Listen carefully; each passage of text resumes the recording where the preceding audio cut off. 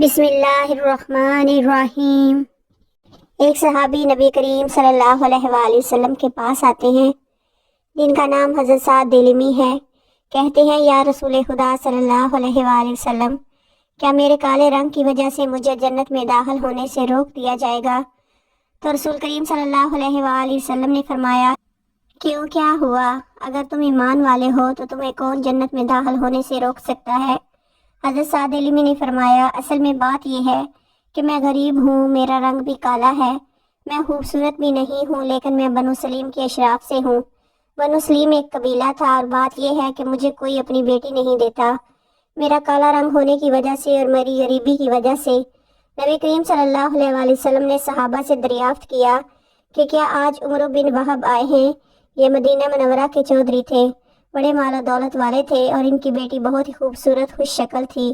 کہا گیا کہ آج مجلس میں نہیں آئے، تو نبی کریم صلی اللہ علیہ وآلہ وسلم نے فرمایا، جاؤ اور عمرو سے کہو کہ اپنی بیٹی کا نکاح تم سے کر دے۔ حضرت سعد علمی دروازے پر پہنچے۔ اس وقت کون سے بڑے بڑے گھر ہوتے تھے، ایک کمرہ ہوتا تھا، چھوٹا سا صحن۔ دروازے پر دستک دی، سلام کیا۔ عمرو بن وہب باہر نکلے۔ بھائی کیا ہوا؟ کہا کہ میں اللہ کے رسول کا پیغام لے کر آیا ہوں، اور اپنے لیے تمہارے پاس تمہاری لڑکی کا رشتہ لے کر آیا ہوں۔ ان کو یقین آیا اور کہنے لگے، بھاگ جا، کیسی بات کرتا ہے، وہ تو پہلے غریب تھا۔ غم کا مارا ہوا وہ ڈر کے مارے وہاں سے پیچھے ہٹا۔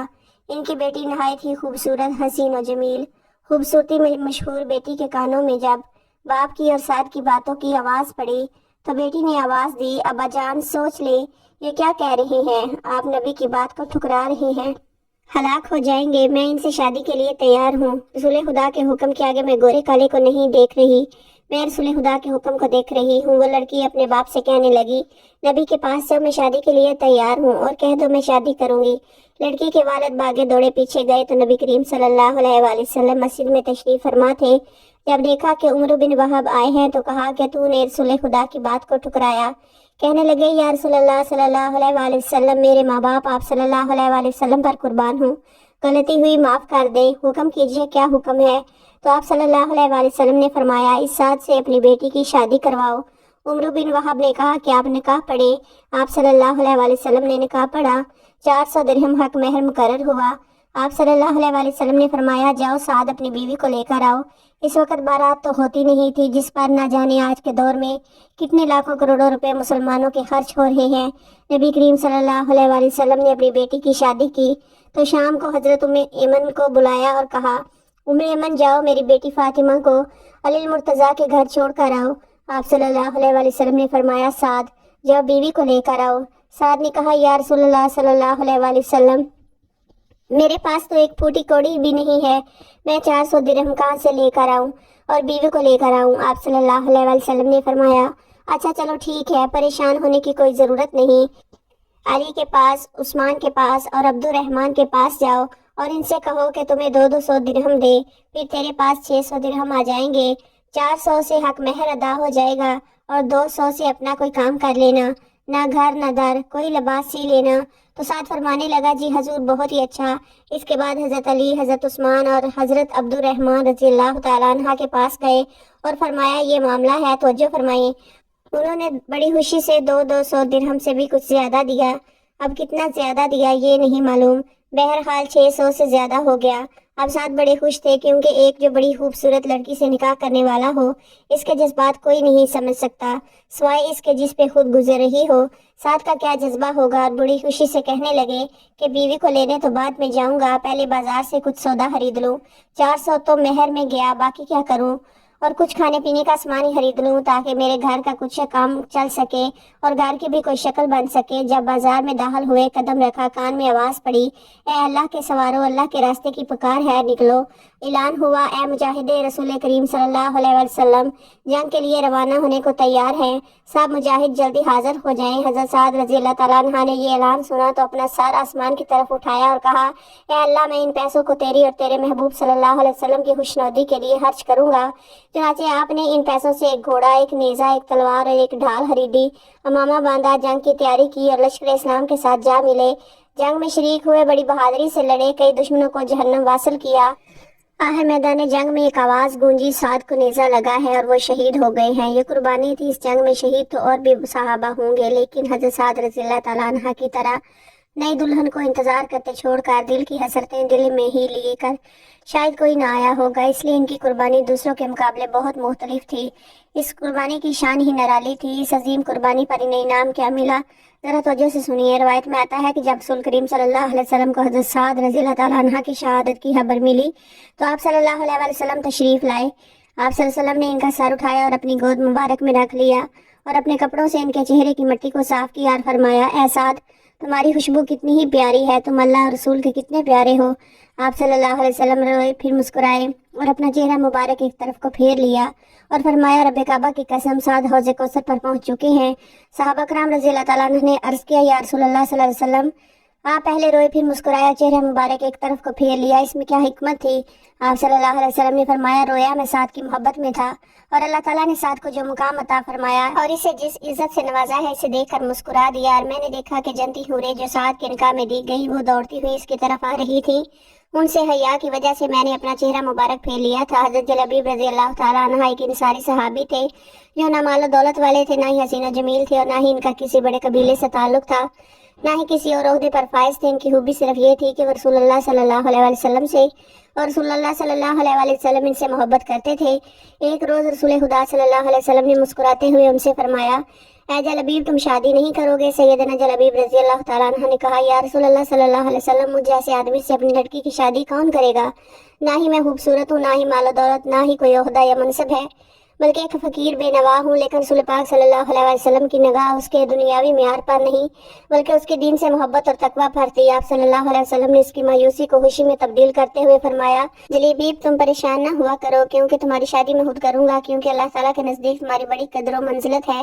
چنانچہ رسول کریم صلی اللہ علیہ وسلم نے ایک روز ان سے فرمایا، جلیبیب، تم فلاں انصاری کے گھر پر جاؤ، اس کو میرا سلام کہو اور میرا پیغام دو اور کہنا کہ میں رسول خدا کا قاصد ہوں، اور آپ صلی اللہ علیہ وسلم نے پیغام بھیجا ہے کہ آپ اپنی لڑکی کی شادی مجھ سے کر دیں۔ سیدنا جلبیب خوشی خوشی اس انصاری کے گھر پہنچے، دروازے پر دستک دی، اہل خانہ پوچھتے ہیں، تم کون ہو؟ سیدنا جلبیب رضی اللہ تعالیٰ عنہ نے جواب دیا اور عرض کیا کہ رسول پاک صلی اللہ علیہ وسلم نے آپ لوگوں کو سلام بھیجا ہے۔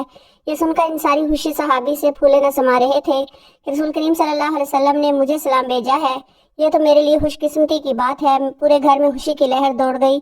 اسی خوشی میں سیدنا جلبیب رضی اللہ تعالیٰ عنہ کو اپنے گھر لے جاتے ہیں۔ سیدنا جلبیب نے اپنی بات مکمل کرتے ہوئے کہا، رسول پاک صلی اللہ علیہ وسلم نے آپ کو سلام کے ساتھ یہ پیغام بھی بھیجا ہے کہ اپنی لڑکی کی شادی مجھ سے کر دو۔ صاحب خانہ نے جب یہ بات سنی تو ان پر خاموشی سے چھا گئی کہ کیا یہ شخص میرا داماد بنے گا؟ اس کے پاس نہ مال و دولت ہے، نہ خوبصورت، نہ قد کاٹ، نہ کوئی حسب نسب اور نہ ہی کوئی عہدہ یا منصب۔ کہنے لگا، میں اپنے گھر والوں سے مشورہ کر کے تمہیں جواب دیتا ہوں۔ انہوں نے اپنی بیوی کو بلایا، رسول پاک صلی اللہ علیہ وسلم کا پیغام سنایا کہ آپ صلی اللہ علیہ وسلم فرماتے ہیں کہ اپنی لڑکی کی شادی جلبیب سے کر دیں۔ یہ حسن اتفاق تھا کہ ساتھ والے کمرے میں پس پردہ ان کی بیٹی اپنے والدین کی ساری باتیں سن رہی تھی۔ انصاری کی بیوی نے کہا، ہم اپنی بیٹی کی شادی جلبیب سے کیسے کر دیں، جبکہ وہ نہ تو خوبصورت ہے، نہ ہی مال و دولت، نہ ہی کوئی بڑا خاندان اور نہ ہی کسی منصب پر فائز ہیں۔ ہم نے اور بھی بہت سے خاندان کی طرف سے آنے والے رشتوں کو رد کر دیا ہے۔ میاں بیوی دونوں اس طرح کی باتیں کر رہے تھے۔ بیٹی بھی پردے کے پیچھے کھڑے ہو کر تمام باتیں سن رہی تھی اور اس ساری صورتحال کا مشاہدہ کر رہی تھی۔ جب سیدنا جلبیب رضی اللہ تعالیٰ عنہ پریشان ہو کر واپس جانے لگے تو بیٹی نے اپنے والدین سے مخاطب ہو کر کہا کہ کیا آپ رسول پاک صلی اللہ علیہ وسلم کا حکم ٹالنے کے لیے سوچ بچار کر رہے ہیں؟ آپ مجھے رسول کریم صلی اللہ علیہ وسلم کے حوالے کر دیں، وہ جہاں چاہیں اور جس سے چاہیں اپنی مرضی سے میری شادی کر دیں، مجھے یقین ہے کہ وہ مجھے ہرگز ضائع نہیں کریں گے۔ بیٹی کے پاکیزہ جذبات سن کر والدین نے بھی سر جھکا دیا۔ کچھ دیر تک ان کے وہم و گمان میں بھی نہ تھا کہ وہ اس رشتے کو انکار کرنے کی صورت میں رسول پاک صلی اللہ علیہ وسلم کے حکم کو نظر انداز کرنے والے بن جائیں گے۔ وہ اپنی بیٹی کی سمجھداری اور اس کے فیصلے پر رضامند ہو گئے۔ سیدنا جلبیب واپس چلے گئے۔ کچھ دیر بعد ذہین و فتین بچی کا باپ رسول پاک صلی اللہ علیہ وسلم کی خدمت میں حاضر ہوا اور عرض کرنے لگا، یا رسول اللہ صلی اللہ علیہ وسلم، مجھے آپ کا پیغام ملا، آپ کا حکم میری سارا آنکھوں پر اور میرے اہل خانہ حتیٰ کہ میری بیٹی بھی آپ صلی اللہ علیہ وسلم کے فیصلے پر راضی ہے۔ ادھر رسول پاک صلی اللہ علیہ وسلم کو سیدنا جلبیب رضی اللہ تعالیٰ عنہ کے ذریعے بچی کے پاکیزہ جذبات اور سماعتات پر مبنی جواب کا علم ہو چکا تھا۔ آپ صلی اللہ علیہ وسلم نے اسے ایک عظیم تحفہ دیا، اپنے مبارک ہاتھوں کو بارگاہ الہی میں اٹھایا اور دعا فرمائی، اے اللہ، ان دونوں کی تمام پریشانی کو ان سے دور کر دے اور اس بچی کی شادی سیدنا جلابیب سے ہو گئی۔ مدینہ منورہ میں ایک اور گھر کا اضافہ ہوا۔ وہ جلابیب جو کبھی غریب اور نادار تھے، رسول پاک صلی اللہ علیہ وسلم کی دعا کے فضل سے ان پر رزق کے دروازے کھل گئے۔ یہ گھرانہ بڑا سعادت مند اور بابرکت ثابت ہوا۔ اس گھرانے کو رسول پاک صلی اللہ علیہ وسلم کی فرمانبرداری کا صلہ اس صورت میں ملا۔ اہل مدینہ اس کا اظہار ان الفاظ میں کرتے تھے: ان ساری گھرانوں کی عورتوں میں سب سے زیادہ خرچ کرنے والا گھرانہ اسی لڑکی کا تھا۔ طلحہ بن عبید اللہ رضی اللہ تعالیٰ عنہ کہتے ہیں کہ میں رسول پاک صلی اللہ علیہ وسلم کے ساتھ کھجور کے باغ سے گزرا تو آپ صلی اللہ علیہ وسلم نے دیکھا کہ کچھ لوگ نر کھجور کا کھابہ مادہ میں ڈالتے ہیں۔ آپ صلی اللہ علیہ وسلم نے پوچھا، یہ لوگ کیا کر رہے ہیں؟ لوگوں نے عرض کیا، یا رسول اللہ صلی اللہ علیہ وسلم، یہ لوگ ان کا گھابہ لے کر مادہ میں ڈالتے ہیں۔ آپ صلی اللہ علیہ وسلم نے فرمایا، میں نہیں سمجھتا کہ ان سے کوئی ان کو فائدہ ہوگا۔ یہ خبر جب ان صحابہ تک پہنچی تو انہوں نے ایسا کرنا چھوڑ دیا، لیکن ایسا کرنے سے ان درختوں پر پھل کم آئے۔ پھر یہ بات نبی پاک صلی اللہ علیہ وسلم تک پہنچی تو آپ صلی اللہ علیہ وسلم نے فرمایا، یہ میرا خیال تھا، اگر اس میں فائدہ ہے تو اسے کرو، میں بھی تم جیسا ہی ایک انسان ہوں، گمان کبھی کبھار غلط ہوتا ہے اور کبھی کبھی صحیح، لیکن جو میں تم سے کہوں کہ اللہ تعالیٰ نے فرمایا ہے تو وہ غلط نہیں ہو سکتا، کیونکہ میں اللہ تعالیٰ پر ہرگز جھوٹ نہیں بولوں گا۔ حضرت ابو ہریرہ رضی اللہ تعالیٰ عنہ سے روایت ہے کہ ایک دیہاتی رسول پاک صلی اللہ علیہ وسلم کی خدمت اقدس میں حاضر ہوا اور کہنے لگا کہ میری بیوی نے ایک ایسے بچے کو پیدا کیا ہے جس کا رنگ کالا ہے۔ رسول پاک صلی اللہ علیہ وسلم نے اس سے پوچھا، کیا تمہارے پاس اونٹ ہیں؟ اس نے عرض کیا، جی ہاں۔ آپ صلی اللہ علیہ وسلم نے پوچھا، ان کے رنگ کیا ہیں؟ اس نے جواب دیا کہ وہ سرخ رنگ کے ہیں۔ آپ صلی اللہ علیہ وسلم نے مزید پوچھا، کیا ان میں کوئی خاکستری رنگ کا بھی ہے؟ اس نے جواب دیا کہ ہاں، ان میں خاکستری رنگ کے بھی ہیں۔ اس پر رسول پاک صلی اللہ علیہ وسلم نے فرمایا کہ تمہارا کیا خیال ہے کہ یہ خاکستری رنگ کے اونٹ کہاں سے آئے ہیں؟ اس نے جواب دیا کہ کوئی رگ ہوگی جس نے انہیں کھینچ لیا ہو۔ آپ صلی اللہ علیہ وسلم نے فرمایا، تو پھر اس بچے کو بھی کسی رگ ہی نے کھینچ لیا ہوگا۔ اللہ تعالیٰ ہمیں رسول پاک صلی اللہ علیہ وسلم کی سنت پر چلنے کی توفیق عطا فرمائے، ہمیں ثابت قدمی دے اور ہمارا خاتمہ ایمان پر ہو، آمین ثم آمین۔